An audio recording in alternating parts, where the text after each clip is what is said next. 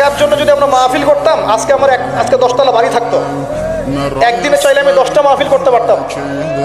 টাকার জন্য যদি আমরা কাজ করতাম, দিনের কাজ, তাহলে আমার নামে শত শত বিঘা জমি থাকতো। আমি আল্লাহর বান্দা, আল্লাহর জমিনে বেঁচে আছি কারাগারের জীবনে। আমার 100 কোনো জমি নাই পৃথিবীতে, 100 কোনো।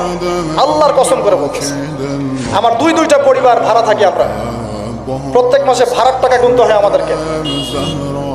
টাকা পয়সা দিয়ে মাহফিল কিনে নিয়েছে।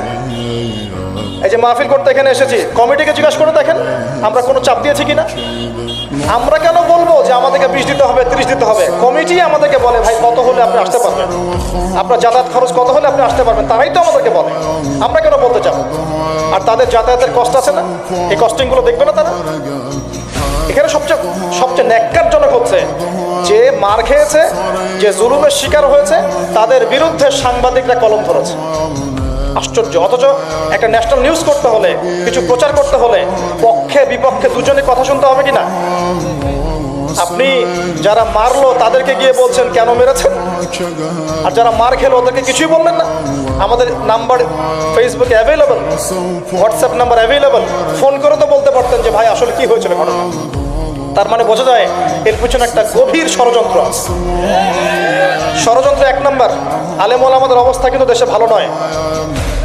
ষড়যন্ত্র 1 নাম্বার হচ্ছে হকপন্থী আলেম ওলামাদেরকে সমাজ থেকে মাইনাস করে দেওয়া, একটা উদ্দেশ্য। 2 নাম্বার, ওয়াজ মাহফিলকে বিতর্কিত করা, একটা উদ্দেশ্য।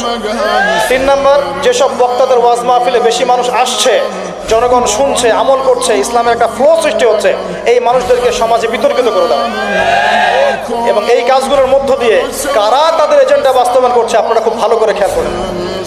আর কিছু আছে চিলে কান নিল টাইপের মানুষ, যা দেখবে অনলাইনে, যা আসবে দেদারসের প্রচার করা শুরু করবে।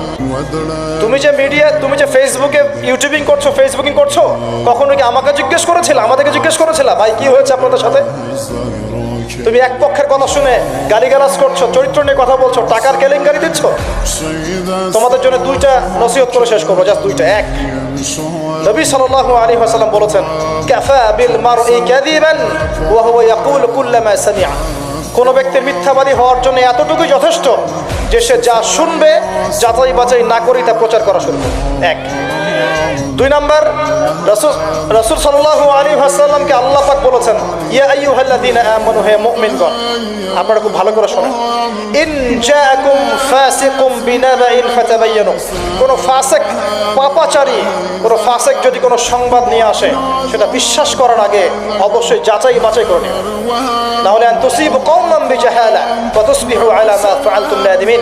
না হলে তোমরা অজ্ঞতাবশত এমন পদক্ষেপ নিয়ে ফেলবে যার ফলশ্রুতিতে তোমাদেরকে অনুতপ্ত হতে হবে।